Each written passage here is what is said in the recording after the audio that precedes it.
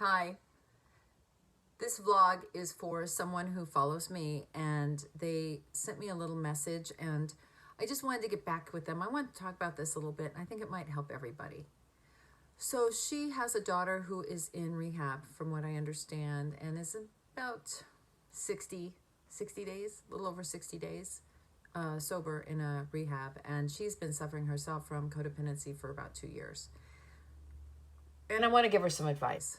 Okay, first thing, your participation in her life is going to be of paramount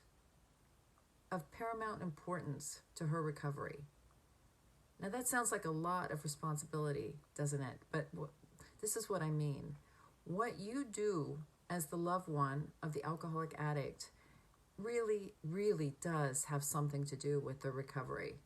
But it's not what you think.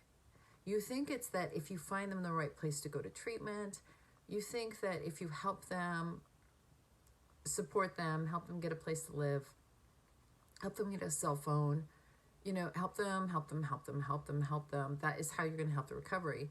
And actually, that's not it at all. So what I mean by that is I personally, the reason that I do the work I do, and the reason that I help a lot of families is because I have come to believe that if the families got help, if the loved ones got help, it would be more beneficial to the alcoholic addict. The best way right now for me to help alcoholics and addicts, besides directly, is to help their families, to help the people around them, to help the employers and the neighbors and people that have to deal with us. And that is because until the consequences are great enough, no one's going to change. So here's a good example. I was working with someone a couple weekends ago, and they had a kid who, not a kid, first thing, let's get right with that. A man, a grown-up adult who cannot stay sober.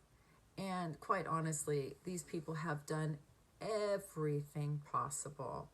Have they always acted well? Probably not. I mean, this is a terrible disease and people act all sorts of different ways. It's, that's not the point. The point is they've done everything they can, right? And, what are you going to do? You've done everything you can and it still doesn't help. And so I encourage them to walk away on this one, because I could see very well, if you saw my video the other day, that it had turned into a bullying situation, a threatening, even the parents' worst nightmare, I'm going to kill myself if you don't do what I say, what I want you to do. I'm going to need that money, and I'm going to need this, and I'm going to need that. And at some point, you got to say no, and you walk away. And when they did that, as hard as that was for them, it really forced him into a position to show back up at his support group and ask for help, because there was nowhere else to go. So do you see what I mean? Sometimes that kind of action, tough love, people hate that term, tough love, because it's loving, it's not tough, is the only thing that's going to really get somebody to want to change. Sometimes you have to force the table. You have to force a change. Things have settled in so well and so systematically in the relationship or in the house that you have to force a shift. Now, it's not always a good shift. Sometimes people go out on a rabid bender, they just go crazy.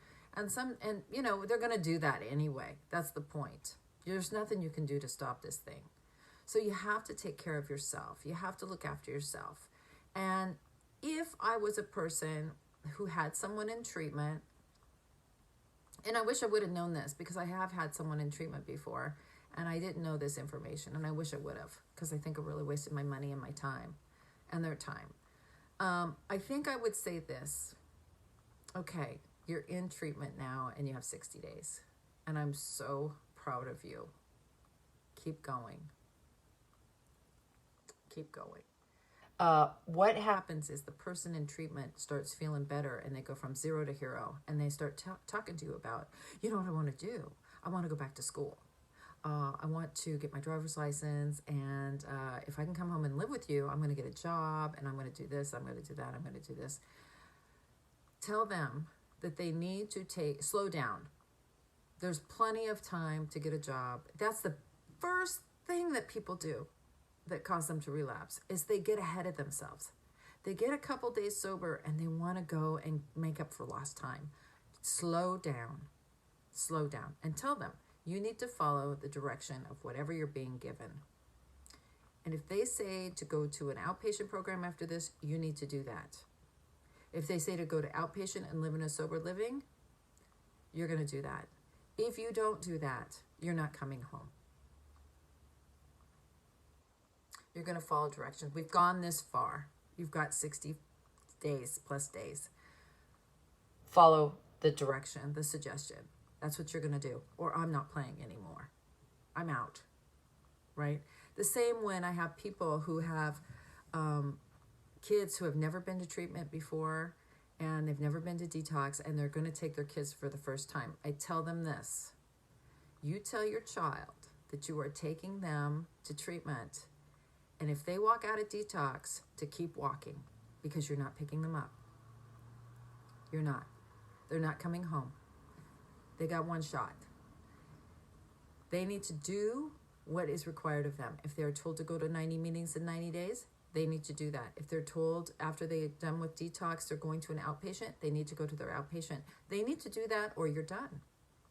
That's it. See, the chronic in and out of treatment centers and rehabs that we've seen in the last 10 years, which has now made it impossible for people to get insurance and get treatment through insurance, is because we didn't know this information. So kids were going into treatment and walking out, then going back into another treatment, and then staying for so long, and they don't have a swimming pool, I'm walking out. It became like a way of life. And you have these chronic people now that have been to 15, 20 treatment centers. They have been to 8 sober livings, and they can't get sober. It's because they're not doing the program, right? So you tell your loved one, you go ahead and do what's suggested, or I'm out. I love you. You're doing fantastic. And then you go to your program, Al-Anon, and you get some help. Okay? So while your loved one is in treatment, get some sleep and catch up on everything you need, because this is a tough disease and you want to be in good shape. So whether they stay sober or not, you're going to be okay. All right? And if you need other tips and suggestions, please check out my other videos and vlogs. You can check out my blogs. I write a lot about codependency and staying sober on my website, KarenGardner.com. And please subscribe and be a part of the family. Have a great day. Bye.